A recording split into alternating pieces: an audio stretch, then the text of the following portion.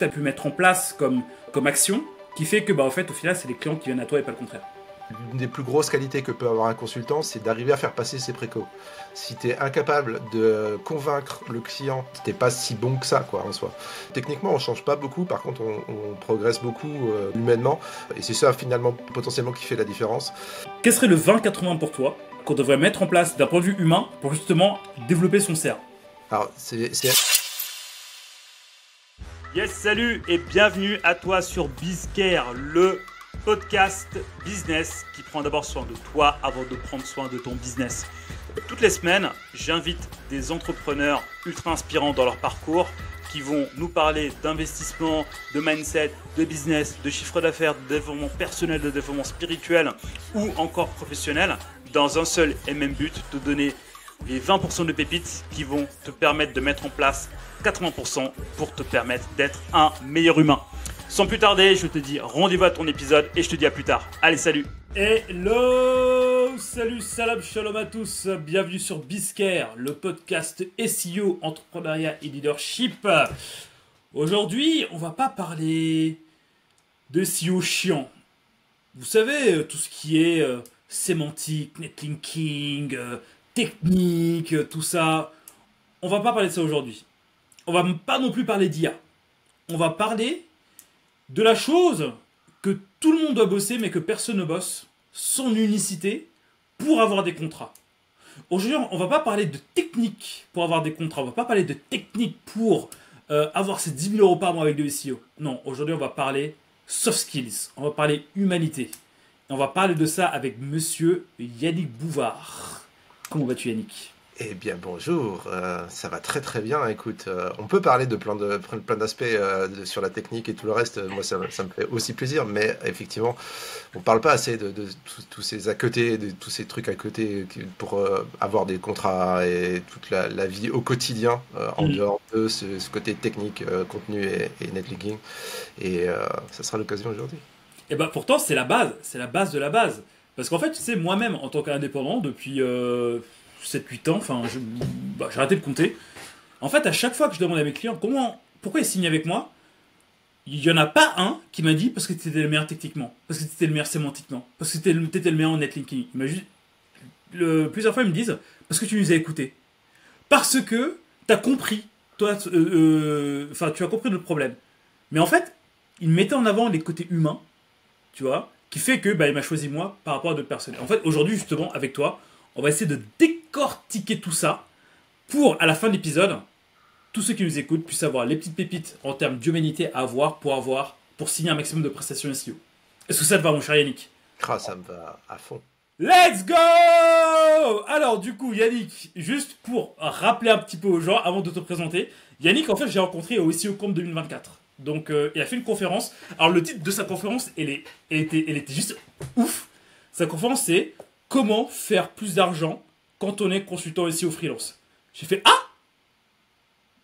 consultant SEO freelance, c'est moi. Plus d'argent, bien sûr que je veux plus d'argent. Du coup, je suis parti voir la conférence de Yannick. Donc, Yannick, en fait, il a donné plein de tips. Franchement, sa conférence, elle vaut de l'or de fou. Tu vois, en fait, ta conférence, ça fait partie des 3 confs que j'ai revues après le SEO Camp. Donc, merci. Franchement, c'était vraiment une conférence de fou. Et surtout, en fait, ce que je retiens surtout en fait dans l'ensemble de toutes les pépites issues de 20 ans, je crois, côté non SEO, plus ou moins. T'inquiète pas, tu vas le présenter après, tu vas dire tout ça. Et en fait, ce qui revient le plus souvent, c'est écoutez votre client, soyez vous-même, spécialisez-vous, parlez de ce qui vous tient à cœur. En fait, tous ces petits côtés-là, je me suis dit, mais lui là, il ne pense pas comme tout le monde. Lui là, il ne pense pas comme tous les personnes de LinkedIn qui disent waouh, il faut que tu crées X posts par semaine et tout. Et là, je me suis dit, Yannick, il faut que tu viennes sur BizCare. Donc, du coup, justement, avant de justement aborder tout ça, Yannick, je te propose de te présenter, de un peu ton parcours, qui tu es, d'où tu viens, comment toi-même en fait tu te définis. Voilà, la parole est à toi, dis-nous tout.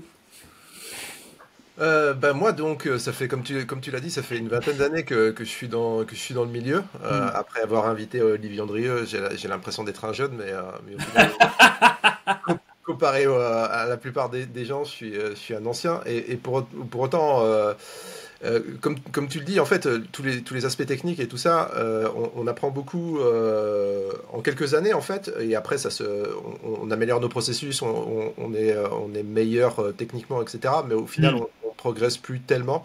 On progresse avec les modifications, avec l'algorithme qui change et des choses comme ça.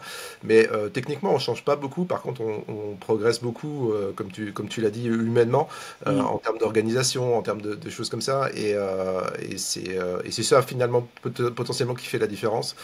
Voilà, c'est au final, tu vois, de dire ah, j'ai 20 ans d'expérience, en fait, techniquement, je suis pas 4 fois meilleur que quelqu'un qui a 5 ans d'expérience. C'est pas comme ça que ça marche.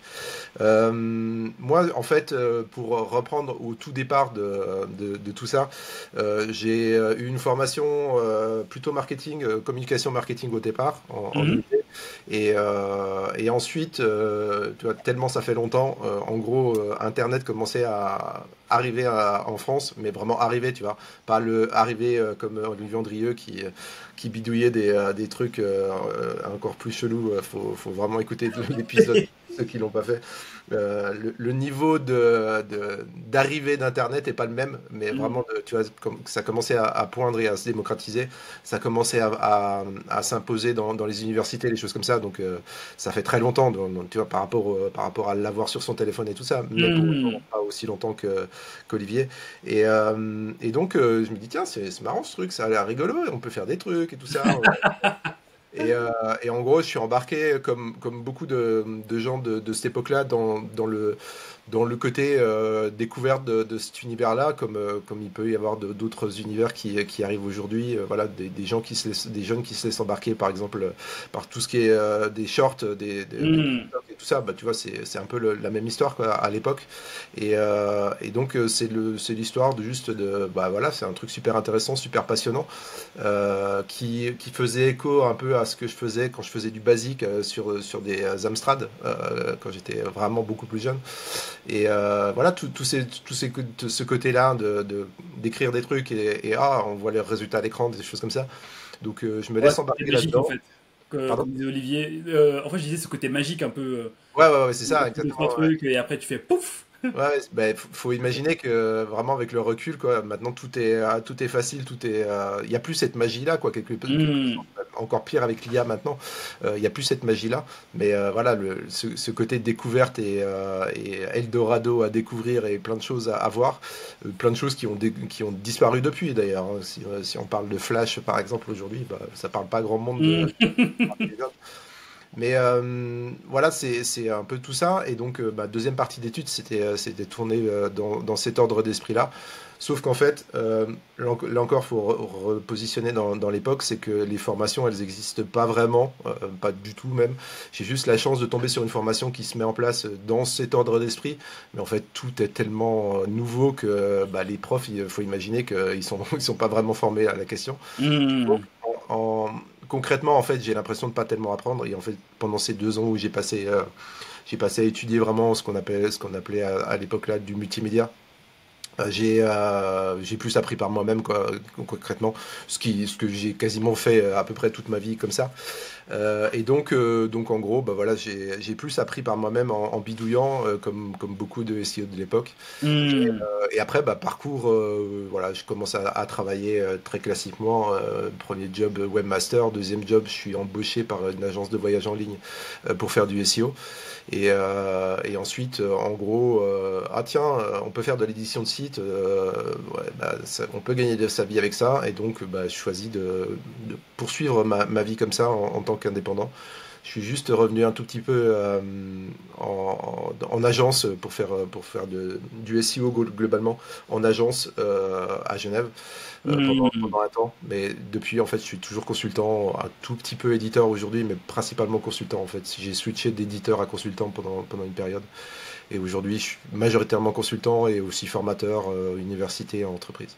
Parce Voilà. que là, en fait, là, tu as parlé de Genève à un moment. Donc, ce qui fait penser que toi, tu viens des montagnes. Tu es d'Annecy. Je viens des montagnes, ouais, j'habite à Annecy depuis une grosse dizaine d'années. On est pas mal ici pour ceux qui ont déjà fait un passage ou ceux qui voilà, qui sont de par là. On est pas mal dans le coin quand même en tant qu'endroit de vie et tout ça. C'est quand même assez agréable. Mais Et de base, t'es parisien et t'es parti à Annecy ou bien t'es. non, à la base, moi, je suis franc-comtois et je suis Ouais, d'à côté de Belfort-Montbéliard. ok. Euh, et après, études Besançon et après, travail Paris. Et Ok, après, ça retour marche. Besançon et puis Annecy. Voilà. Ah, mais en fait, je pense qu'à partir du moment où on devient indépendant en SEO, j'ai l'impression qu'un des premiers réflexes qu'on a, c'est de se barrer de Paname, en fait. Ah ouais, non, mais en plus, moi, c'était complètement le plan, c'est que je suis pas du tout un Parisien dans le sens où je suis pas du tout même Marseille ou Lyon, tu vois, c'est trop gros Hmm. pour moi. J'aime pas ce format de ville. Et donc, au bout d'un moment, je pète un câble, quoi. Enfin, c'est les transports, enfin, tous les inconvénients de Paris, quoi. Après, il y a Hmm. énormément d'avantages, mais au bout Bien d'un sûr. moment, on correspond plus à ça en termes de besoins. Ouais, j'aurais pété un câble si je serais resté. Bah, moi, j'ai pété un câble, puis après, je me suis barré. Donc, C'est dans l'ordre, soit on le sent arriver, soit on le sent pas arriver. exactement. Non, mais écoute, bah, en fait, ton parcours est quand même assez intéressant parce qu'il ressemble un peu à celui d'Olivier, même si, tu vois, en discutant off tout à l'heure, euh, t'as pas écrit de bouquin comme Olivier Andrieux, mais ton Faux. parcours, en fait, bah, ressemble un peu à ceux qui ont commencé les cieux il y a plus de 20 ans. Je découvre un truc, c'est magique, c'est le Far West, il y a personne qui s'est formé, je vais essayer de faire par moi-même, j'ai bidouillé des choses, puis après je découvre et tout, puis après je repartage. C'est assez intéressant. Mais par contre, tu Alors, vois, mais toi, très tôt, t'as as su savoir un peu, enfin, t'as su déceler que, ok, en fait, il y a des techniques pour le faire, mais en fait, derrière, il y a un être humain qui fait ça derrière. Et en fait, bah, très tôt, t'as su comment allier ça, donc allier en fait cette soft skills, tu vois, on peut le dire, donc à ton travail, et aussi, bah, enfin, et donc du coup, bah, le faisant, générer soit plus de clients, mais soit plus de résultats. Et justement, tu vois, par rapport à ça, est-ce que tu as des expériences ou bien des feedbacks en fait à nous partager sur comment tu as pu mettre en avant tes soft skills sur le service de ton travail? je fais un aparté parce que tu as dit j'ai pas écrit de bouquin, c'est faux. Ah, pardon. T'as pas assez creusé. Oh là Euh, là. dans, Oh dans là la, là là. Le mauvais journaliste que je suis. Après, tu me la diras, je suis pas période journaliste. où, la période où j'habitais Paris, j'ai écrit un bouquin chez Duno sur Dreamweaver parce que j'étais bêta-testeur des produits Macromedia. Voilà, aparté, aparté, mais alors pour ceux qui ont envie d'écrire des livres, qui se disent tiens, Daniel Rock, Olivier Vendrieux, ils écrivent des livres, juste enfin faites 10 minutes d'interview avec quelqu'un qui a déjà écrit un livre, ça va peut-être vous refroidir. En termes d'intérêt, enfin ça a de l'intérêt sur le branding, sur la notoriété, sur la fierté d'avoir son nom à la Fnac, etc. Euh, Ouais. mais sur le reste, un an de travail pour très peu de revenus en quelque sorte. Voilà, voilà, c'est pas l'Eldorado de ce point de vue-là. Bah merci, hein. Pourtant, je viens de finir mon bouquin. Effectivement, un an de travail et tout, mais bon, là, tu donnes pas envie aux gens, hein. Achetez mon Ah, livre, les amis. Achetez. Voilà. ah bah, tu Parenthèse donnes pas fermée. envie aux gens de le faire, de l'écrire, parce que donc, tu sais aussi bien donc maintenant c'est que c'est compliqué et que c'est long. Et Ouais. toi, c'est peut-être de l'auto-édition, donc c'est peut-être Oh. plus simple que des gros éditeurs comme Duno. Ouais, pour le moment, c'est l'auto-édition. Puis après, on verra pour les gros, mais bon, pour le moment, c'est voilà, moi, mes valeurs de liberté, tout ça. Je me suis dit, bon, voilà, j'ai pas envie de me taper toute la partie des maisons d'édition, je vais le faire pour moi-même. C'est très Ouais. bien. Et puis voilà. Ouais. Mais pour autant, c'est une super expérience pour le coup. Mais c'est juste, je mets un warning à ceux qui pensent que c'est super simple. C'est très très long d'écrire un livre. Enfin, c'est comme de développer un énorme site. Enfin, faut avoir une cohérence du début à la fin, etc. Une qualité équivalente du début à la fin. C'est très très compliqué, très très long. Et donc voilà, c'est un très très gros travail à réaliser. C'est comme tu as dit, c'est un an de travail pour un bouquin qui fait peut-être, là je sais pas combien il fait, mais 300 ou 400 pages, c'est un an de travail, donc voilà, c'est loin d'être simple. Mais donc, Les tu soft parlais skills. ouais, des soft skills. En fait, en soi, je suis pas certain qui est de mise en avant ou quoi que ce soit. En fait, c'est simplement au fur et à mesure de l'expérience qu'on acquiert, au-delà des aspects techniques et de la connaissance pure du métier. Je pense qu'on acquiert des réflexes et des façons de faire qui nous permettent d'être meilleurs de ce point de vue-là. Et ça, on n'en a pas forcément conscience du coup. On n'a pas forcément conscience de comment est-ce qu'on apporte plus de valeur, enfin, ou en tout cas d'une manière différente. Mais je pense que ça, on s'en aperçoit au bout d'un moment parce qu'on s'aperçoit finalement qu'on est plus efficace pour faire comprendre des choses, pour faire passer des choses, pour organiser des choses. Voilà, c'est simplement ce point de vue-là. En fait, c'est difficile en fait de vraiment formaliser l'apport qu'on peut avoir en termes d'organisation et tout ça. Mais par contre, ça vient. Alors c'est mieux, c'est effectivement probablement si on fait attention à tout ça, si on fait attention à comment est-ce qu'on va faire présenter les choses. En tout cas, celui qui ne passe pas par là, qui ne passe pas par une progression là-dessus, il fera probablement face à beaucoup de problématiques. Parce que l'une des plus grosses qualités que peut avoir un consultant, c'est d'arriver à faire passer ses précaux. Je veux dire, tu peux être super bon, super technique, déceler des problématiques et identifier, être super bon sur plein d'aspects. Si tu es incapable de convaincre le client que ça va être utile, que ça va être bénéfique, la préco, elle passe pas. Et donc, il n'y a jamais rien qui avance en termes de performance, etc. Donc en fait, t'es pas si bon que ça, quoi, en soi. C'est un peu, voilà, c'est pas très utile là-dessus. Et donc je pense que c'est un cheminement relativement naturel. C'est un cheminement qu'on peut essayer de se forcer entre guillemets pour avancer sur ces points-là pour être chaque jour meilleur et apporter vraiment doublement de la valeur, c'est-à-dire de la valeur en tant que matière, mais aussi en tant que façon d'apporter les choses. Mais que voilà, c'est très difficile de découvrir les choses et même d'expliquer comment les faire en soi, de dire tu devrais faire comme ça, parce que chacun a sa propre méthode. L'expression, l'empathie, toutes ces choses-là, ça ne s'enseigne pas, ça s'acquiert au fur et à mesure. Et je pense qu'on fait un métier qui nécessite beaucoup d'empathie, quoi qu'il en soit. Et que ceux qui sont cantonnés à de la technique et qui montrent les muscles et tout ça, au final, ils sont probablement pas très performants dans leurs prestations, ou en tout cas pas très longtemps, parce que finalement, le bouche à oreille qui découle justement de ce que tu apportes en tant que valeur, en tant que soft skills, ça marche moins bien. Les clients se passent le mot, tu as bonne réputation parce que tu sais enrober les choses, tu sais amener les choses, tu sais te vendre à la bonne hauteur. Et toutes ces notions-là qui sont nécessaires dans le métier, finalement, c'est très difficile de les avoir dès le début. Et c'est très difficile de les enseigner en quelque sorte. C'est juste, voilà, ça peut passer par du coaching, mais en fait, il faut vraiment être au plus près de la personne pour que la personne qui coach puisse donner des bons conseils, quoi. Tu sais, en fait, dans ce que tu dis, déjà, je suis archi d'accord parce qu'en fait, moi-même, je l'applique au quotidien en tant que consultant. Et d'ailleurs, ça me fait penser en fait, à une anecdote que je vous partage. Je ne l'ai pas prévu avant l'épisode ni rien, mais bon, en fait, c'est quand tu as parlé que ça m'a popé comme ça. La semaine dernière, j'étais chez un client à Paris. Ceux qui me suivent sur Instagram savent où j'étais. Donc voilà, suivez-moi sur Instagram. Voilà, petite parenthèse fermée. Donc j'étais parti chez un client pour faire une restitution d'audit. Donc pour faire une restitution de stratégie ici au global. J'étais pas du tout obligé de me déplacer, mais vraiment pas du tout. J'étais pas du tout obligé. Je pouvais rester chez moi, faire mon truc, faire une visio après terminer. Mais par contre, en fait, j'avais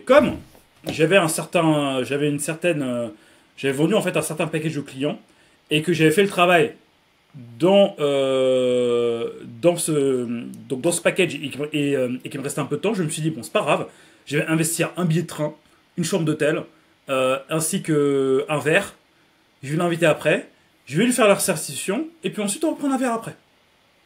Mais le client, il a apprécié de fou que je me déplace, que je fasse la présentation chez lui, donc dans son environnement, que je le sorte de son environnement, que j'y suis avec lui, et après que j'aille prendre un verre totalement informel avec lui.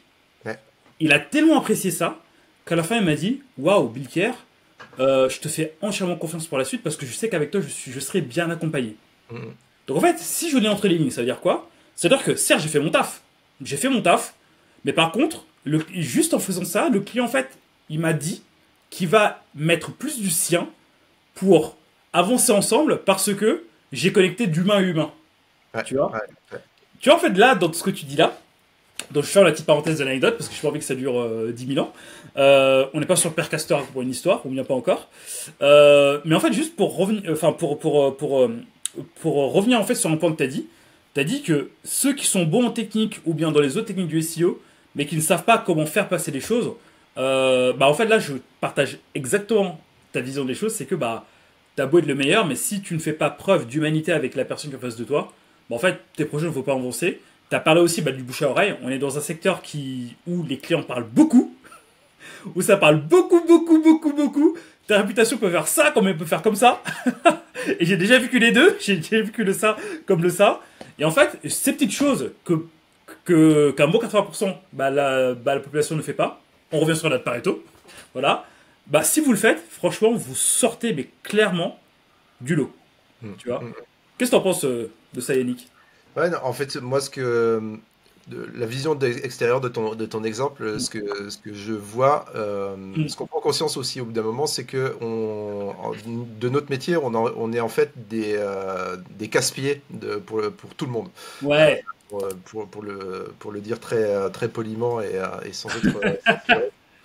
En gros, ça veut dire qu'on va remettre en cause des choses qui sont pour le client, sa vision du marché, sa vision de son produit, sa vision de qu'est-ce que cherchent les gens, et des choses comme ça, et on va remettre en cause le travail du développement, par exemple, que ce soit en interne ou en externe. On va remettre en question et on va aussi se poser à mi-chemin entre le client et les différents prestataires. Mm. Tout ça, en fait, on est des casse-pieds pour ça, parce que, enfin, des casse-pieds dans le bon sens du terme, parce qu'on essaye justement de faire avancer les choses. Et en fait, ce que tu as dit, c'est tu t'es déplacé et tu étais dans son environnement. Et effectivement, le fait d'arriver et de lui présenter peut-être des choses qui vont le forcer à travailler, le forcer à se remettre en question, le forcer à voir sur le long terme, le forcer à se poser des questions. Et en fait, tout ça, c'est désagréable pour un client ou pour n'importe qui. C'est désagréable dans le sens où tu es assis sur des acquis et tu crois que tout est bien et tu as un mec qui Mm. arrive et qui remet tout en question. Et justement, le fait que ça soit chez lui, que tu te sois déplacé, que tu aies fait l'effort et tout ça, et ben finalement, il est justement dans son confort. Et donc, ces points de tension, ces points de difficulté, ils sont modérés parce qu'il est chez lui, parce qu'il est dans son environnement. Et donc, ça passe beaucoup mieux que effectivement si tu l'avais vu en visio. Et donc, justement, c'est des petits détails comme ça, et t'as pas forcément fait ça dans cet ordre d'esprit, mais ce genre de réflexe, ce genre de questions, et aussi la Mm. façon dont tu présentes les choses, tu peux le présenter en visio de façon bien amenée, et ben c'est justement les différentes qualités qui sont très difficiles à expliquer. Tu devrais le présenter comme ça, c'est bien Mm. mettre des rondeurs et tout ça, mais en fait c'est aussi en fonction de qui t'es en face, etc. Et la personne, elle est elle a besoin de plus ou moins de rondeur, et donc tu peux pas donner un conseil général comme ça, parce que mettre des rondeurs, c'est aussi perdre du temps, prendre du temps pour ça, et il n'y en a pas forcément besoin. Donc le conseil général, il est difficile à donner, mais par contre, l'expérience fait que tu vas mieux aborder les choses, et tu vas pouvoir avancer. Et l'autre point, finalement, c'est Mm. qu'avec de la notoriété, de la connaissance, les gens qui viennent à toi parce que tu as de l'expérience, parce que tu es recommandé et tout, c'est plus facile aussi de faire ça en fait. Parce que justement, si les gens sont venus te chercher, bah, tu as plus facile à les remettre en question que si jamais c'est toi qui les as prospectés et que tu es un petit jeune, etc. Voilà, c'est Mm. plus dur de.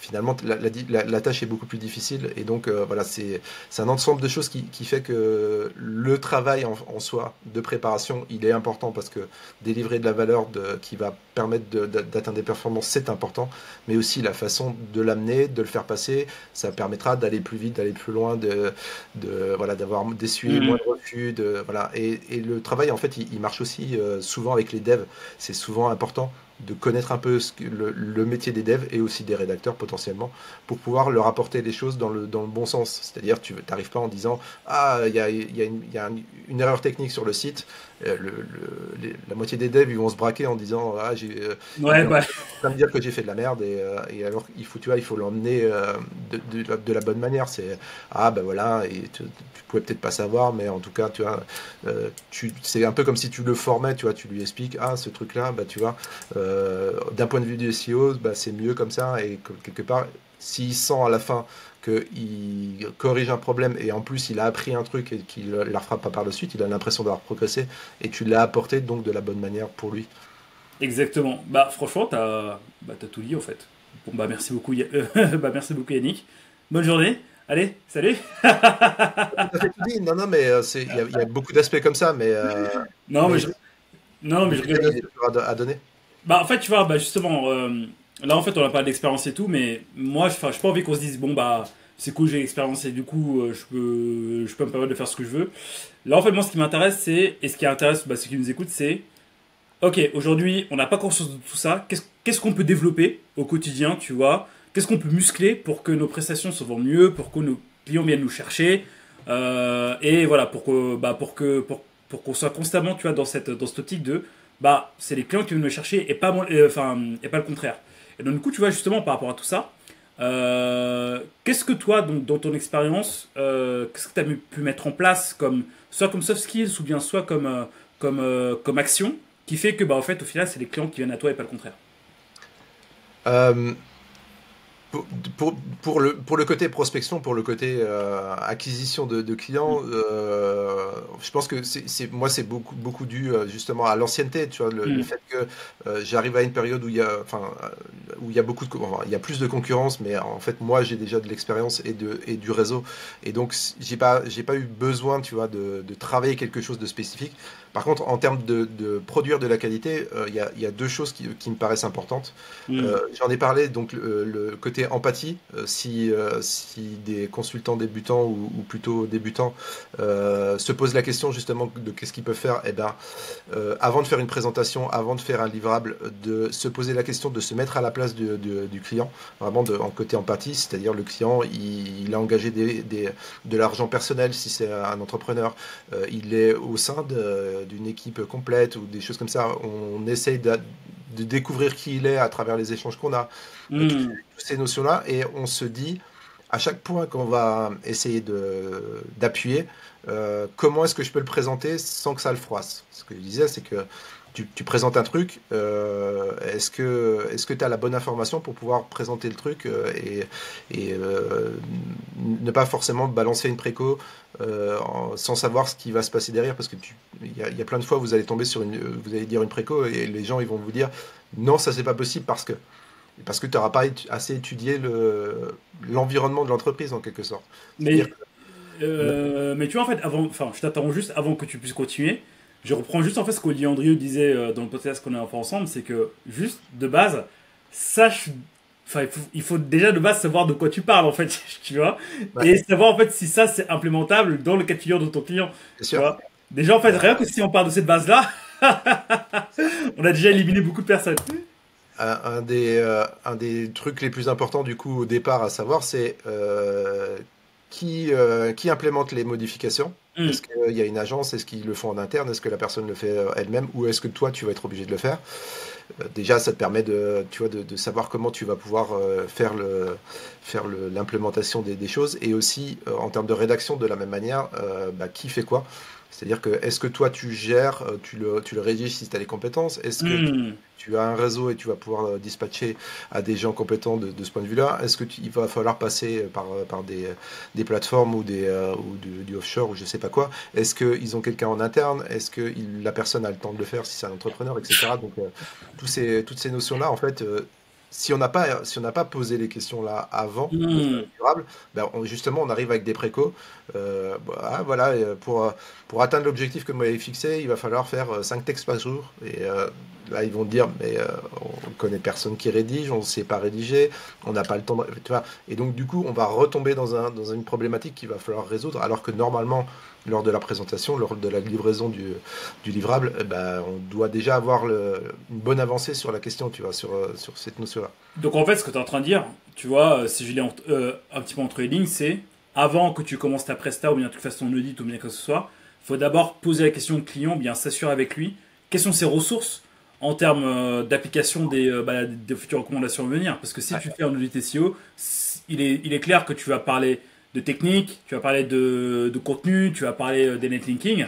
Mais après, derrière, si la personne est seule ou bien si la personne a une équipe derrière, la manière d'implémenter la reco ou non va totalement changer. Donc en fait, là, ce que tu es en train de dire aussi, si je l'ai un peu entre les lignes, c'est qu'avant même de commencer, s'assurer déjà qui est dans l'environnement global du client. C'est ça. Et aussi, quel est son niveau c'est ce qui te permettra d'être plus ou moins technique par rapport à ce que tu présentes. Et tu sais que tu pourras aller plus vite si la personne connaît déjà bien le sujet.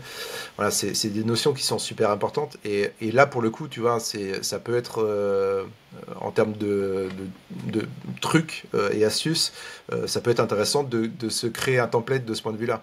C'est-à-dire une liste où on va remplir systématiquement la même chose.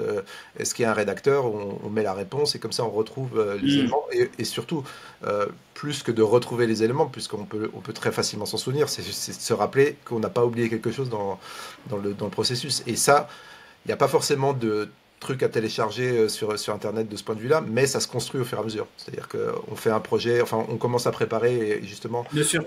Niveau du client sur étoile sur 5 ou sur 10 ou un truc comme ça, est-ce que rédaction, comment est-ce qu'on fait, technique, comment est-ce qu'on fait, et puis on essaye sur le prochain client ce truc-là et on s'aperçoit qu'on a oublié un truc et donc on le rajoute pour le prochain, etc. Et s'enrichit de ce point de vue-là et ça permet de rien oublier de ce point de vue-là. Et là où certains pourront voir un aspect chronophage et perte de temps, etc. Mais c'est juste que, en fait, le fait de le répéter sans arrêt, de devoir revenir sur la question de la rédaction à chaque client parce qu'on n'a pas demandé, etc. Ça, c'est une vraie perte de temps. Et donc, le fait de l'anticiper, de le préparer et d'avoir un template qui permet justement de balayer plein de choses, bah, ça a un gros gain de temps. Ça évite une grosse perte de temps, en tout cas. Et aussi, ce qui est super important dans tout l'aspect, on parlait de bouche à oreille et tout ça. Le bouche à oreille et tout ça, il vient aussi de la façon dont on aborde la problématique des clients. D'avoir ça de près, d'avoir cette approche-là, même sans avoir de template ou quoi que ce soit, le fait de le faire naturellement, quoi, et d'aller poser les questions et tout ça, le client il va se dire si super précis, il sait de quoi il parle, il sait où il va, il pose les questions avant et tout ça. Donc c'est un gros gage de qualité et d'expertise, ça, mine de rien.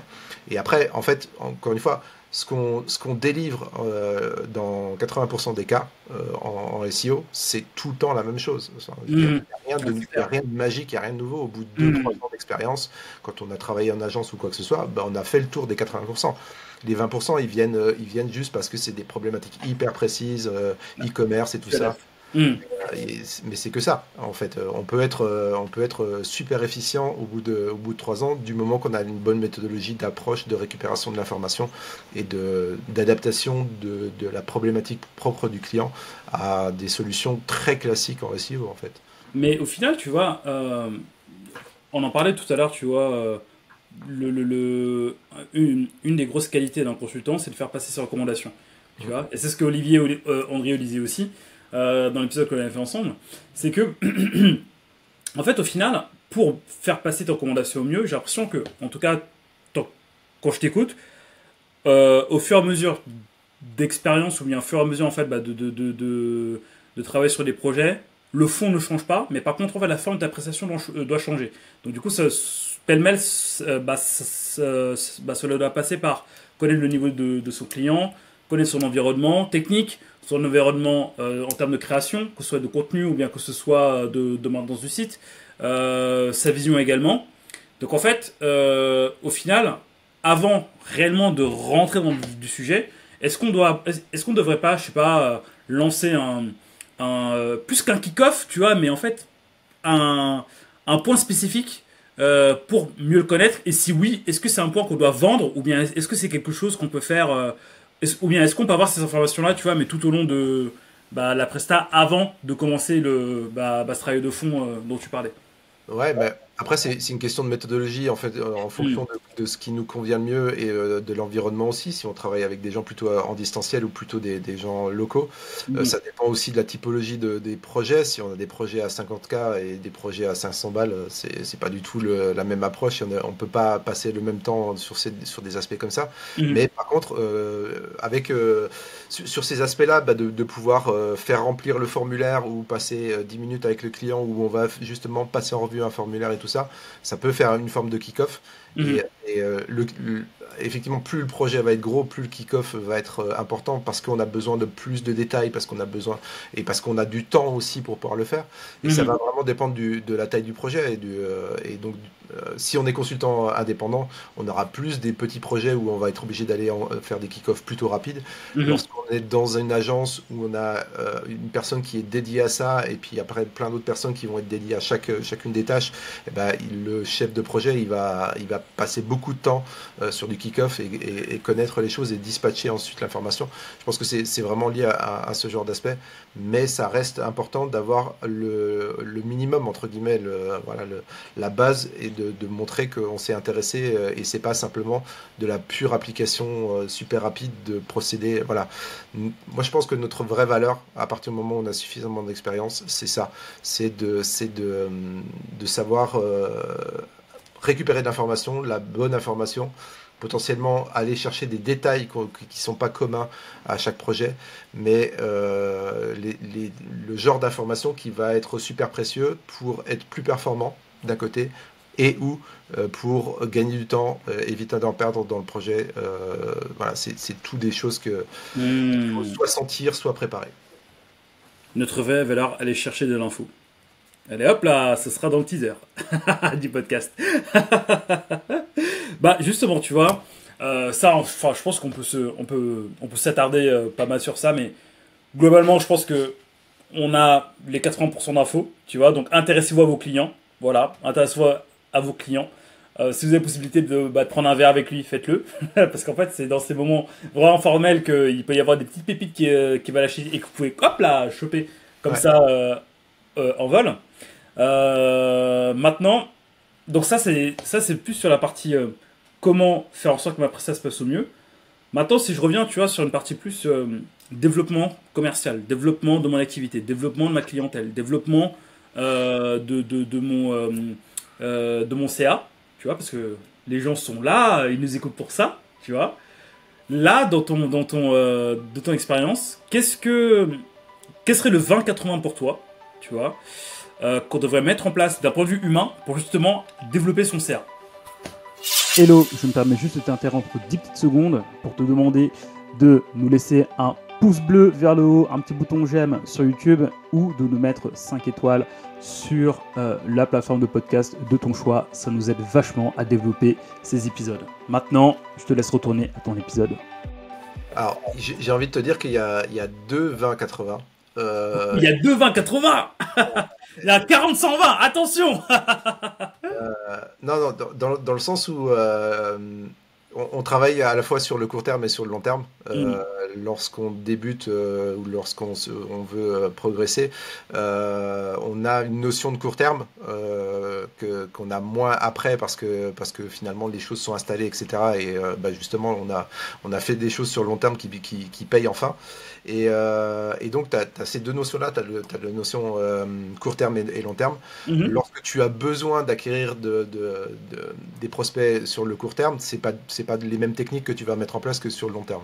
Sur le long terme, ce que j'ai toujours conseillé, ce que je dis à mes étudiants, mais ça a du mal à rentrer, c'est faites des événements, faites des apéros, faites des trucs comme ça, parce que vous allez rencontrer les gens, potentiellement vos futurs employeurs dans ces trucs-là, et dans un contexte très différent où c'est pas le contexte de recruteur recruté, c'est vous allez apprendre des gens qui sont au quotidien voilà, dans le métier, et qui vont parler forcément de façon différente. Il va y avoir plus de choses lâchées qui soient du détail, des choses comme ça.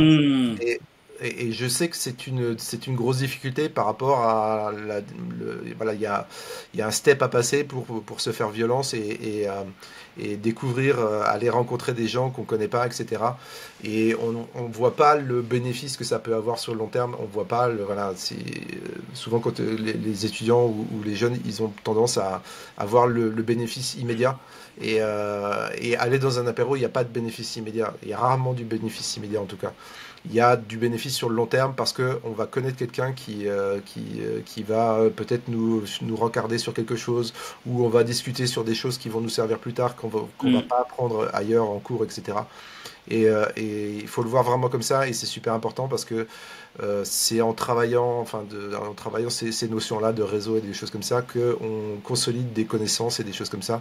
Et quelque part, il y a un peu ce reproche qui était fait dans la communauté SEO entre les jeunes SEO et les vieux SEO, dans le sens où il était reproché aux vieux SEO de former un clan, d'être fermé et tout ça, alors que voilà, j'ai toujours constaté que des gens qui viennent de l'extérieur, ou pas forcément jeunes, mais qui veulent s'intégrer ou discuter avec des vieux, il n'y a jamais eu de problème, quoi. Il y a une grosse bienveillance de ce côté-là. J'ai toujours vu ça, en tout cas, de la part de tous les gens que je côtoie.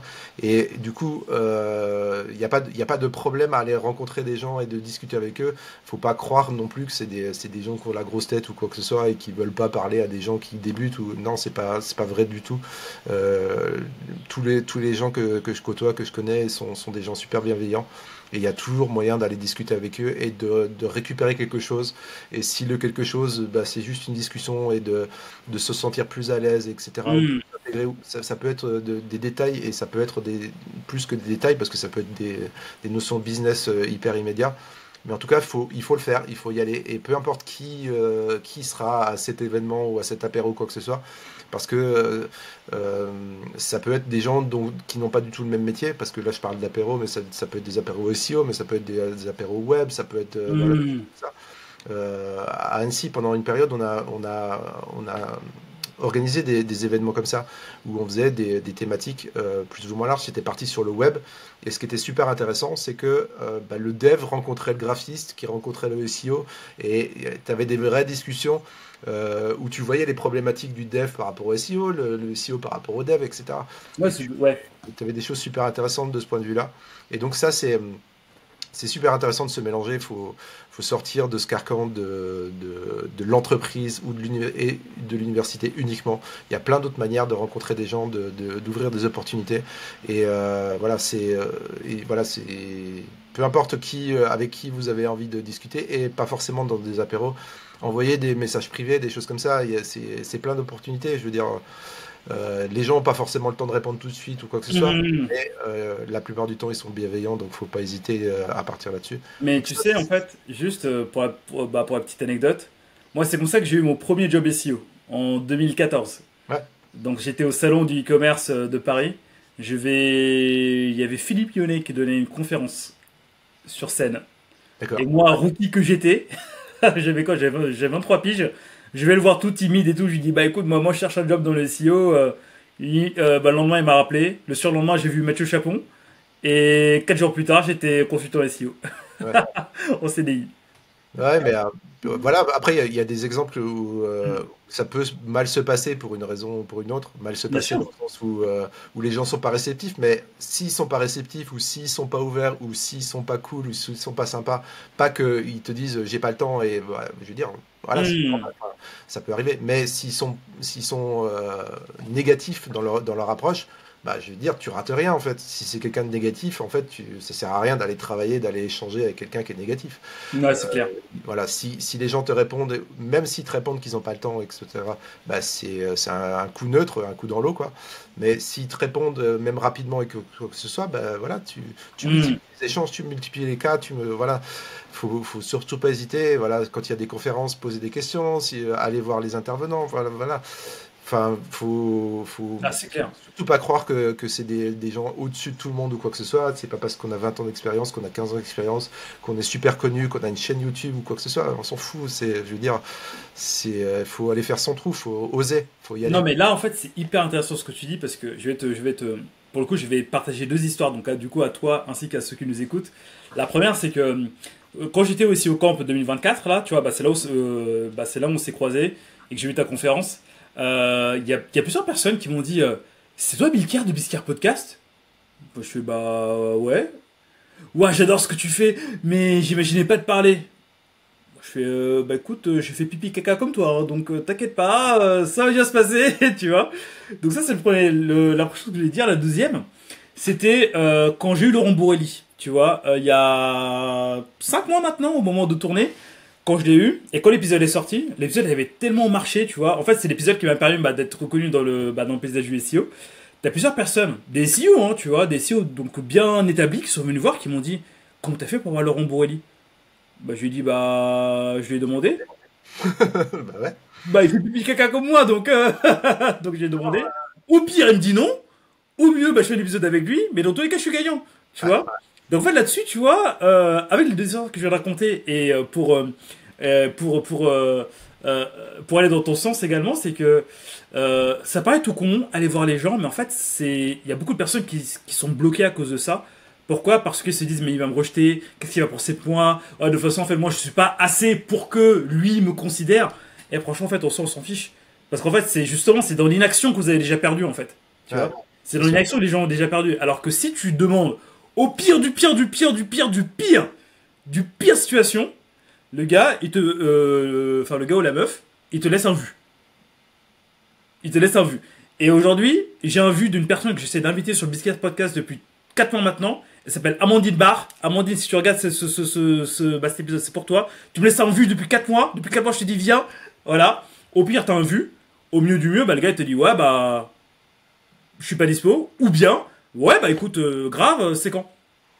Mm, mm. Ouais, Tu non, vois? c'est clair. Après, encore une fois, on a des obligations, des raisons qui font que. Mais justement, Mm.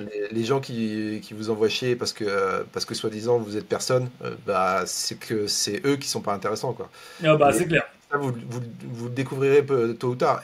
Mais pour autant, tu vois, comme tu parles de Laurent, tu as invité Olivier. Je veux dire, en termes de nom, de notoriété et de entre guillemets de raison de refuser parce que ou de pas s'occuper de toi parce que eux ils sont et pas toi. Bah, je veux dire, qui d'autre que d'eux, enfin il y en a d'autres, mais voilà, Mm. c'est deux bons exemples qui auraient entre guillemets une bonne raison de pas s'occuper de te répondre. Et bah, pour le coup, tu vois, ils t'ont répondu et ils sont même venus. Et Avec donc grand plaisir d'ailleurs. voilà. Ils sont venus. Et voilà. Mais pour autant, des vieux, il y a aussi Mm. potentiellement des têtes de cons qui vont justement pas te répondre et des jeunes qui se prennent pour ce qu'ils sont pas et qui vont faire la même chose. Enfin voilà, il y a de tout partout et c'est vraiment pas, c'est pas lié. Au niveau d'expérience, au niveau de notoriété ou quoi que ce soit, même au niveau de notoriété, je veux dire, c'est quoi, enfin, je veux dire, Laurent Borelli et Olivier Vendrieux, c'est des sommités, si tu veux, dans notre milieu, mais c'est personne en soi. En général, c'est personne. Bah, c'est Voilà. les gens qui font pipi caca qui vont mourir comme toi et moi. Non, mais, Donc, non, mais puis même sorti de notre milieu, c'est personne, quoi. bah voilà, aussi. Olivier Vendrieux, c'est même plus quelqu'un maintenant enfin, dans Voilà. la BD que dans le SEO en soi. Dans la situation générale, c'est plus quelqu'un dans le. Voilà. Et donc, et pour ces raisons-là, en fait, voilà, faut pas hésiter. Et c'est sûr que c'est difficile. C'est difficile de se forcer et même de construire sa notoriété par du branding, par une chaîne YouTube, par je sais pas quoi, ou même s'exprimer par texte sur Twitter ou quoi que ce soit. Mm. Je sais que c'est difficile pour beaucoup de gens parce que c'est des risques que tu prends. Tu prends des risques de prendre des réponses. Et quelque part, des fois, c'est douloureux de prendre des réponses pour une raison ou pour une autre. Mais c'est comme ça que ça se construit. Et en fait, peu importe que ce soit pour apprendre ou pour développer son réseau de manière privée dans des apéros, des trucs comme ça, ou des messages privés, ou que ce soit pour se montrer, eh ben, il faut y aller, il faut faire des trucs. Tu peux pas avancer sans faire de trucs. Sinon, tu es condamné à quelque part à... Enfin, en tout cas, on est plutôt dans une démarche où on veut, tu vois, avoir plus de réseaux, quand on est consultant, quand on est indépendant, qu'on veut plus de prospects, etc. Quand on veut construire ça, quand on veut être consultant dans une agence et on est tranquille dans la petite agence à côté de chez soi et puis on veut pas bouger de là-dessus, tous ces conseils-là, ils n'ont pas tellement d'importance. Ouais. Mais si on veut vraiment, on peut pas avancer sans faire. C'est impossible. Et donc, il faut se forcer petit à petit. Ça peut passer par j'envoie un message privé comme ça. Tu vois, c'est privé. S'il m'envoie chier, il y a que nous deux qui le savons, etc. Et que petit à petit, on avance comme ça. Mais en tout cas, il faut avancer. Je veux dire, il y a des... on reproche souvent aussi, je reprends le côté vieux con, jeune con, vieux con du SEO et jeune con du SEO. Il y a un truc qui est vachement bien chez certains jeunes. On dit les vieux, ils crachent sur les jeunes parce qu'ils viennent prendre leur travail. C'est pas vrai, la plupart reconnaissent que, par exemple, Paul Vengeon a fait un travail je sais pas quelle est sa barrière psychologique de s'exprimer et tout ça au départ, mais en tout cas, il y allait, il a foncé. Il a dit aujourd'hui, ça fait 3 ans qu'il fait du SEO, donc tu vois, il n'est pas parti en disant je suis tranquille dans mon métier, je connais bien, j'ai du réseau, machin, tout ce que tu veux. Non, il est pas. Paul Vengeon qu'on salue d'ailleurs, qui est passé sur Biscard il y a quelques mois aussi. Voilà. Et voilà, il avait plein de barrières qui pouvaient l'empêcher de ça. Et ce qu'il raconte, ce qu'il fait dans son métier, tout ça, c'est une chose. Là, on n'est pas en train de parler de, tu vois, il peut se faire. Mais il y va, quoi. Voilà. Et en tout cas, lui, il est allé, il a testé des trucs, il s'est lancé, et voilà. Et après, voilà, ça, on peut pas nier le fait que le mec, ça fait 2 mois qu'il s'est lancé, entre guillemets, hein, j'exagère, et que, en gros, dans le milieu, tout le monde le connaît. Donc, exactement. En soi, typiquement, un Paul Vengeon, je pense qu'il sera jamais en dash de client. Non, non, c'est sûr. Voilà. Et oui. Et c'est ça en fait que sans doute on voit pas le bénéfice à long terme, même à court terme, parce que lui c'est plutôt du court terme pour le coup, parce qu'il a vraiment forcé le truc, il a vraiment fait des trucs. Mais pour le coup, on perçoit pas ce truc-là que après c'est tellement plus facile. C'est clair. Tout ça. Je peux vous dire que moi maintenant quand je vais sur les propals SEO, on se dit c'est Bill Kerr. Salut. Voilà. Même sans aller sur des propals, c'est juste les gens ils t'envoient les trucs quoi. Non mais c'est exactement ça. Franchement moi je ne vais même plus chercher, c'est les trucs qui viennent. Voilà. Tu vois donc le grand luxe que ça a aussi qu'on perçoit pas, c'est que quand on a beaucoup de prospects, quand on a trop de prospects, ben on choisit. Et on choisit aussi ses tarifs et on choisit aussi le temps qu'on passe pour tout. C'est-à-dire qu'au début, c'est galère parce qu'on est obligé d'accepter tout et n'importe quoi. Donc, aussi des clients chiants et relous. Et au fur et à mesure, on peut monter ses tarifs parce qu'on a suffisamment de quoi remplir ses revenus visés. Et au bout d'un moment aussi, comme on a suffisamment de revenus et qu'on est plutôt tranquille par rapport aux clients qu'on accepte, aux projets qu'on accepte, en plus on peut prendre plus de temps pour soi pour des side projects ou du temps personnel. Et ça c'est le grand luxe de l'indépendant. Et voire même partir à Annecy. C'est pas tellement ça, mais je fais référence plutôt à... Il y a le grand truc, c'est je me prends en photo à Dubaï dans la piscine en rooftop avec c'était la photo que j'avais mis dans la conférence. Ouais, je me rappelle, ouais. Est-ce que tu veux ça? Tu peux sortir. Non mais c'est pas ça le luxe. enfin, pour eux, pour ces gens-là peut-être, je pense plutôt que c'est une façon d'accrocher les gens et de vendre quelque chose. Le vrai luxe de la vie, c'est de profiter de ses loisirs, de sa famille, de ses enfants, de ses amis, et de pas, et de faire en sorte que son métier soit quelque chose de passionnant et que ça soit pas un truc où on se dit mince, faut que je me lève, faut que je le fasse, faut que ceci. Moi, Mais mon frère. Voilà. Ça fait 20 ans que j'ai pas l'impression de vraiment, enfin, c'est pas une contrainte tant que ça, quoi. On est pareil là-dessus. Amen, amen. Là, on a passé beaucoup de temps sur aller dans les salons. Quels sont les autres tips que tu peux nous donner justement, tu vois, pour faire en sorte que les clients viennent à nous et pas le contraire. Donc, on a pris beaucoup de temps sur les salons pour réellement montrer que c'est important. Ça, on a aussi parlé de prendre la parole pour réellement montrer que c'est important. Est-ce que tu as d'autres choses à nous partager justement dans ça c'est plutôt sur long terme. Le côté salon, apéro, branding, tout ça, c'est plutôt sur long terme. Ça va pas décoller des choses dans le mois qui vient et même dans les mois qui viennent. Mais par contre, ça va être super puissant pour la suite. Finalement, c'est quelque part du SEO ce qu'on fait. Ça va pas marcher tout de suite, mais par contre, sur le long terme, ça va être super puissant. C'est le même effet que le SEO. Si on veut du côté un effet plutôt SIA du style immédiat, on va plus passer par des notions, et encore une fois, moi je considère que c'est plutôt de l'humain qui va être à privilégier. C'est d'aller pointer ceux qui peuvent nous donner des prospects tout de suite. Et j'ai fait une vidéo il n'y a pas longtemps encore une fois sur le côté putaclic, un peu comme ma conférence. Comment gagner 5000 euros en tant que consultant, même quand on est débutant. En fait, le levier pour l'acquisition, moi je parlais de cold mailing. Mais dans le cold mailing, en fait, c'est un peu envoyer des mails à des gens qui peuvent être intéressés pour des projets, enfin des PME qui n'ont pas, tu vois, qui n'ont pas forcément cette notion-là, donc il reste plus qu'entre guillemets qu'à les convaincre. Mais dans cette notion-là, au-delà du cold mailing qui est un peu froid, qui est pas très humain.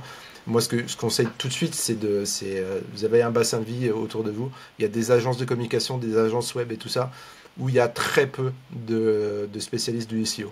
Très peu de compétences. Et pourtant, c'est quelque chose qui est super demandé. Donc, le côté on parlait au bout d'un moment, on n'a plus besoin d'aller, parce que c'est des gens qui viennent à nous. Et ben, moi, une partie des prospects qui viennent à moi, en fait, c'est des gens qui créent des sites et qui ont des besoins de SEO dans leur proposition et qui me fournissent le prospect en quelque sorte. Waouh. Stop. Hold on. Yannick, je pense que là, on a la pépite du podcast. On a the big golden nugget. Donc du coup, Yannick, je te repose la question pour que tout le monde s'arrête. Arrêtez de marcher. Arrêtez de faire ce que vous faites à côté. Prenez des notes. Écoutez ce que Yannick dit. Donc Yannick, est-ce que tu peux répéter cette golden pépite à faire pour choper des clients rapidement? Alors, c'est un point donc que j'ai développé dans la vidéo que j'ai faite récemment.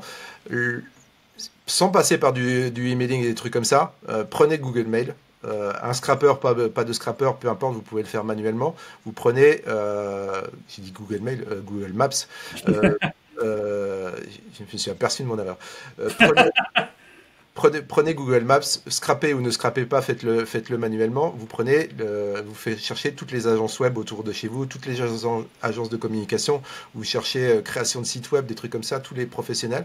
Et pour les plus pertinents, téléphonez-leur directement parce que ce sera beaucoup mieux que ça passe par de l'humain. Si vous avez un certain nombre et que vous n'arrivez pas à couvrir tout le truc, si vous êtes à Paris et tout ça, vous n'allez pas couvrir tout le volume que vous faites, que vous avez à disposition. Vous pouvez aussi envoyer des mails pour premier contact, mais en tout cas, prenez les agences qui sont autour de chez vous. Ce sont eux qui vont aller récupérer du prospect pour de la création de site, pour d'autres prestations, et allez les voir et dites moi je suis consultant, même si vous êtes un peu débutant, et vous dites bah voilà, j'essaie de faire mon trou, je peux intervenir dans le projet, que ce soit en backup derrière sans que le client sache rien, ou directement au fond, peu importe, et vous proposez votre truc. Et en fait, au début, même, vous pouvez proposer un peu des tarifs accessibles et tout ça, et que vous allez prendre de l'expérience et faire votre portefeuille comme ça. Et très rapidement, en fait, si vous avez 2-3 agences qui vous envoient 2-3 clients de temps en temps, bah, votre journée, votre semaine, votre mois, il est fait. Et voilà, il n'y a plus qu'à réaliser les prestations, quoi. Et je pense qu'on peut s'arrêter là pour le coup. Hein. Boum. Et en fait, juste pour préciser par rapport à ce que je viens de dire là, je vais même nuancer un peu. C'est pas juste faire ça quand on est débutant. Non. Votre humble serviteur, voilà, votre humble serviteur ici présent, créateur de Bizcare, ça fait 6 ans que je suis indépendant. Un de mes plus gros clients, c'est une agence. Voilà, je répète, hein, ça fait 6 ans que je suis consultant indépendant. Un de mes plus gros clients, c'est une agence qui me sous-traite une grosse partie de SEO, sur lequel en fait je monte sur une spécificité en particulier que j'ai et que eux ils n'ont pas.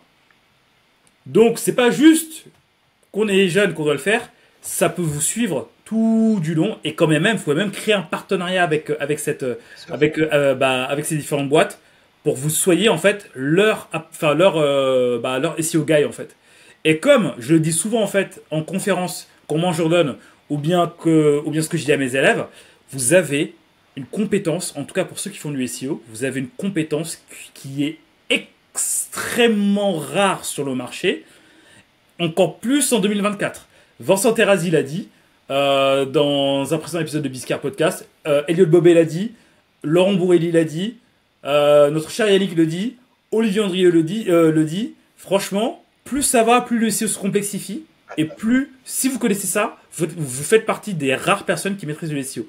À partir de là, donc en fait, quand on travaille avec beaucoup de SEO, on a tendance à se dire, ouais, pourquoi moi prenons les autres, alors que vous avez une compétence qui est rare. Si en plus de ça, vous proposez des prix inaccessibles et que vous venez en mode, je te paye le verre, comme ce que j'ai pu faire la semaine dernière avec avec mon client parisien, ou bien essayer de comprendre réellement quels sont les enjeux de mon client pour essayer de l'implémenter au maximum, parce que pour reprendre ce que tu disais, mon cher Yannick, la plus grosse qualité d'un consultant, c'est celui qui sait faire implémenter les choses.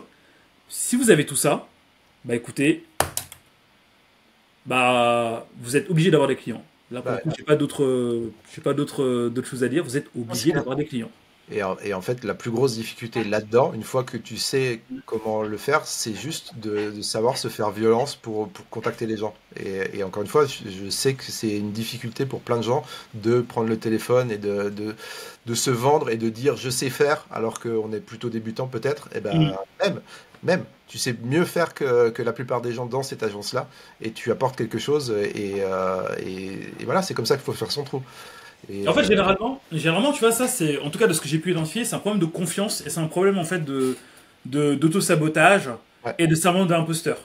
Malheureusement, en fait, tous ceux tous les consultants qui sont débutants, ou bien même ceux qui font du SEO depuis longtemps, ils ont toujours ce petit truc de non, toi, tu vas pas y arriver, pourquoi? Il va t'envoyer chier, il va t'envoyer bouler. Il faut juste prendre confiance en toi de ce que tu fais. Et en fait, c'est ce que j'apprends, en fait, à tous les Pareto qu'on forme sur SEO Pareto. Et c'est en fait, tu vois, mais c'est pour ça qu'ils déglinguent tout. C'est parce qu'en fait, justement, ils ont chopé cette confiance-là qui leur permet d'avancer et qui leur permet justement de proposer leurs prestations et de créer la vie sur mesure qu'ils ont, comme toi tu as et comme moi j'ai. Ouais.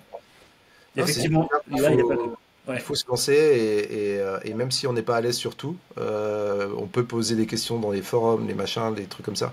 Et donc avoir des réponses un peu rapides sur des notions qu'on ne maîtrise pas encore. Mais je pense que très rapidement, en fait, quand on a les bases, et les bases s'acquièrent quand même, je pense, assez rapidement, les trucs les plus basiques, et ensuite tout se construit par l'expérience, et voilà, c'est juste après avoir suffisamment de confiance et de pas trop se dévaloriser pour justement demander un peu d'aide à un tel ou un tel dans des forums, dans des trucs comme ça. Et après, c'est juste bosser, quoi. Faut juste agir, bosser, faire les choses bien. Et voilà, la plupart de ce que si vous démarrez sur des petits projets, vous allez rien casser, vous allez rien flinguer. Si c'est une entreprise qui a jamais fait de SEO, vous allez apporter que du bien de toute façon. Et après, vous allez peut-être faire des erreurs, vous allez des imperfections, des trucs comme ça, mais vous allez apprendre de ces erreurs et du coup la fois d'après, bah, ça sera encore mieux, etc., etc. Et c'est juste, faut enclencher la machine, Être au mouvement. en contactant directement, en allant solliciter. C'est pas harceler, c'est pas machin. Et que ce soit par téléphone ou dans un apéro, quand on a l'occasion de croiser quelqu'un qui peut nous servir d'apport de prospect, mais tout ça, ça peut venir vite. Et faut juste se bouger, quoi. Et se bouger, franchement, c'est accessible à la plupart des gens qui vont pouvoir aller à un rendez-vous, solliciter un rendez-vous auprès du directeur d'une agence, aller le voir, aller avec toute la modestie qui s'impose aussi en disant bah, je débute, mais je peux vous apporter quelque chose, donnez-moi ma chance, etc. Vous n'avez pas grand-chose à perdre, etc. Enfin voilà, ça peut être ça. Franchement, on peut je pense, sans trop de difficulté, sachant justement qu'on apporte une compétence qui est rare, comme tu l'as dit, et ben, on peut, même en étant débutant, convaincre assez facilement d'être pris à l'essai. Bah, c'est magnifique. Franchement, tu sais quoi? Je te propose qu'on s'arrête là parce qu'après, sinon, on va commencer à entrer dans le 80-20. Tu vois? Là, je pense qu'on est pas mal. Si on devait résumer tout ça, apéro, aller dans les apéros, prenez la parole, demandez aux gens, intéressez-vous foncièrement à vos prospects, à vos clients. Mettez en place voilà, toute la petite routine de l'environnement et du niveau client pour savoir qu'est-ce qu'on peut faire pour réellement que les recommandations SEO passent. Si vous voulez avoir plus de clients, le SEO pour faire ça, aller à des apéros, discuter avec des gens, se créer un petit réseau. Et si on veut avoir des clients rapidement, voilà, ton petit tips Google Maps que j'ai dit juste avant. Donc, du coup, revenez avant pour le réécouter, prenez des notes et après, il n'y a plus qu'à. Maintenant, comme dirait notre cher Yannick, ça ne tient qu'à vous. C'est ça, de l'organisation, de l'empathie et de l'humain. Mic drop. Regarde, la transition, elle est parfaite. Yannick, on est connecté. Tu as parlé de l'organisation. Et justement, en parlant d'organisation, tu portes ta petite t-shirt là, qu'on n'a pas mis en avant là depuis tout à l'heure. C'est quoi ça, MySEO Coach? Et ben justement, alors, au-delà de l'aspect humain et tout ça, et en fait, le gros avantage que j'ai, je parlais il n'y a pas beaucoup de différence finalement entre quelqu'un qui a 5 ans d'expérience et quelqu'un qui a 20 ans d'expérience.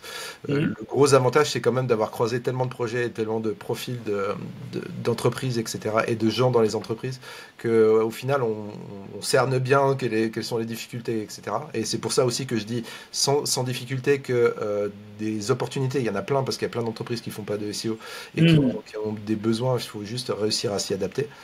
En fait, tout ça, plus la connaissance aussi des consultants du métier, non seulement moi, mais aussi j'entends et j'ai posé des questions à d'autres consultants pour pouvoir savoir s'il y a que moi qui avait cette impression-là. Les deux choses, c'est de s'apercevoir en fait que la grosse tension qui reste en fait dans notre métier, mis à part des tensions qui naissent parce qu'il y a des nouvelles choses, du genre il y a l'IA qui arrive, donc il y a des outils qui utilisent l'IA pour aller plus vite. Enfin, voilà. Mais la grosse tension qui existe toujours dans notre métier et dans le SEO en général, c'est la gestion de projet, c'est le déroulé du projet, c'est tous les à côté. Et en fait, on s'aperçoit qu'il y a plein d'inconvénients, c'est qu'on utilise plein d'outils. Première chose, et donc difficulté de passer d'un outil à l'autre, de rapprocher les données, de faire de la corrélation, etc. On a cette difficulté-là. Deuxième chose, c'est un projet, on peut changer de personnes qu'on a en face dans l'entreprise, ça peut changer de consultant, ça peut changer de rédacteur, de développeur, de machin, tout ce que tu veux. Un projet, ça peut durer sur le long terme, et il n'y a pas de continuité comme ça, de savoir qui a fait quoi, etc. Troisième difficulté, le temps perdu, c'est-à-dire que envoyer des mails, vérifier qu'une préco a bien été appliquée, un truc qui est pété sur le site, une régression qui arrive, voilà, il y a un temps qu'on perd à la gestion de tout ça, aussi retrouver l'information parce que ça fait longtemps qu'on s'est pas mis dedans, enfin voilà, toutes ces choses-là, on perd beaucoup de temps. Ces trois constats-là, en fait, je pense que je t'apprends rien là-dessus. Là, j'ai appuyé sur des points de souffrance dans ton petit cœur, je suis sûr. et tu le sais très bien dans les projets. Plus encore, je peux rajouter, c'est le côté justement les entreprises qui n'ont pas les moyens ou le budget pour pouvoir avoir un consultant, donc ils ont des difficultés justement à avancer parce qu'ils ne peuvent pas avancer parce qu'ils n'ont pas la notion technique. Toutes ces notions-là, en fait, c'est des douleurs qui existent toujours dans les projets que j'en avais marre de les voir. Et donc, l'outil, il est né de tout ça. L'outil, il est, en gros, je te parlais de gestion de projet, mais au-delà de ça, en fait, c'est plus un assistant au global. C'est essayer de rapatrier tout ce qu'on a besoin, encore une fois, 80-20, c'est très pertinent de ce point de vue-là. C'est-à-dire que ça fait pas tout, ça fait pas le café, voilà, les 20% les plus spécifiques, on a toujours besoin d'autres outils potentiellement. Mais par contre, 80% du temps, on fait toujours la même chose. On a toujours besoin des mêmes choses, des mêmes processus, des mêmes méthodologies, des mêmes sources de données, etc. Donc, ce que j'ai essayé de faire, c'est justement ces 80% de les rassembler à l'intérieur de l'outil.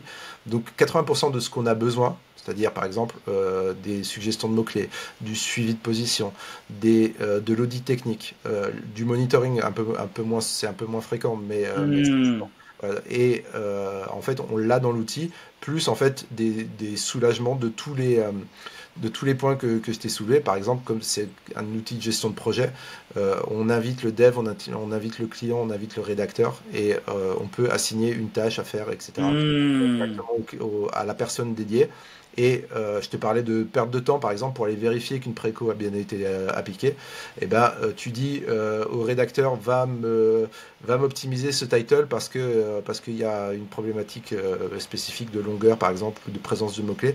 Et ben, t'es pas obligé d'aller vérifier finalement que le truc a été corrigé, parce que en fait, l'outil va le faire lui-même.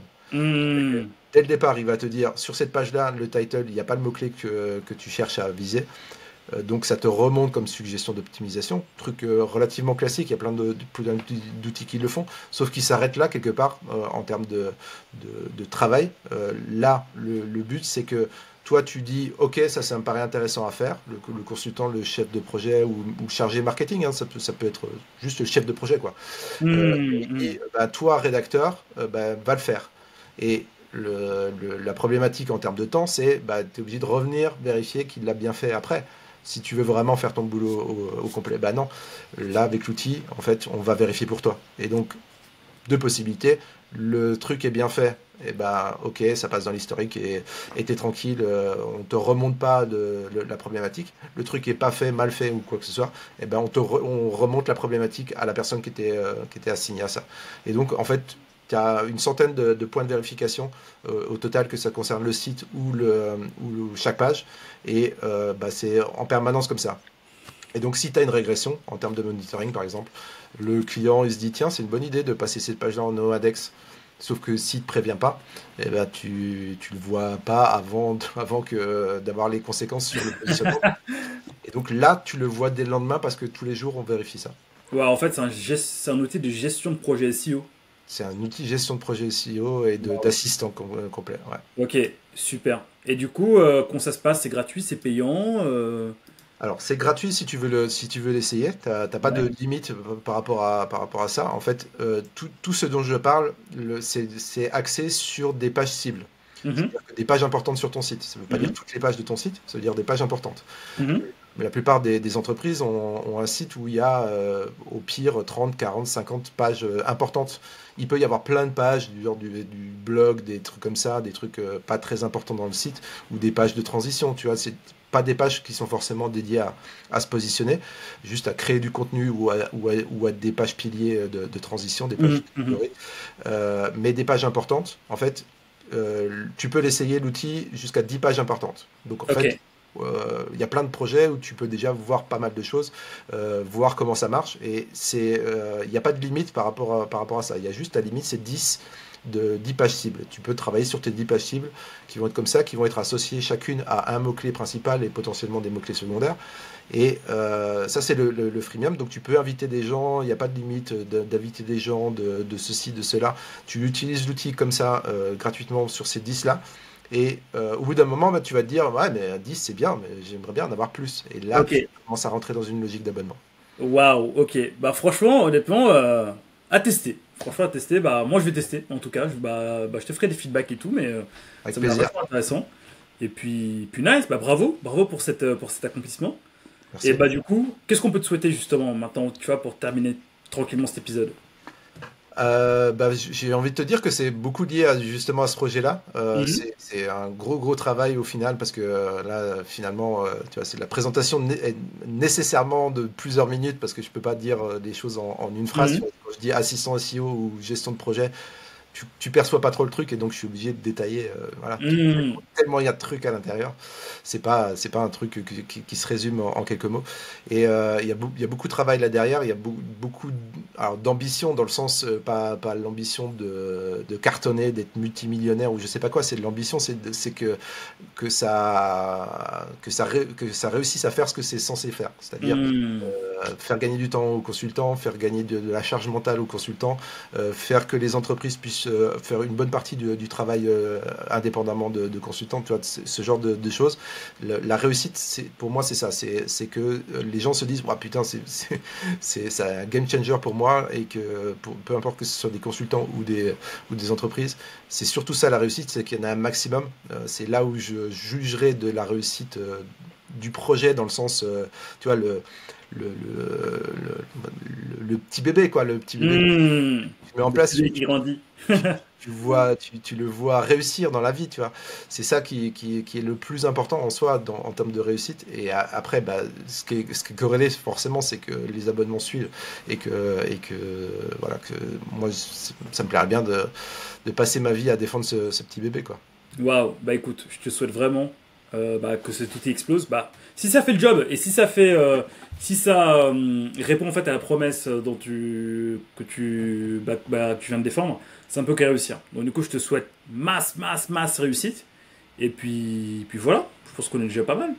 Ouais, et comme ça laisse du temps, une fois qu'on a déchargé tout sur l'outil pour se concentrer sur ce dont on a parlé finalement, l'humain, les échanges, aller boire un verre Les avec. verres, voilà, les apéros, etc. Quand tu vas boire un verre avec ton client, tu ne passes pas de temps à prospecter ou à produire. Et ben, finalement, si le temps que tu as gagné avec l'outil, et ben, tu peux aller boire des verres Waouh. ou Bah, merci. t'occuper de ta famille, tout simplement. Bah, merci beaucoup, franchement Yannick, c'est top. Merci d'être passé sur Biscare. Merci de m'avoir invité, c'était vraiment cool. Et merci pour toutes ces pépites. Et maintenant, il n'y a plus qu'à quoi. Ouais, il n'y a plus qu'à. Allez, Il n'y a plus qu'à Yeka. Voilà, c'est de la petite blague nulle pour terminer. Prenez soin de vous. Et je vous dis à très bientôt, tout le monde. Et je te dis à très bientôt, Yannick. à bientôt.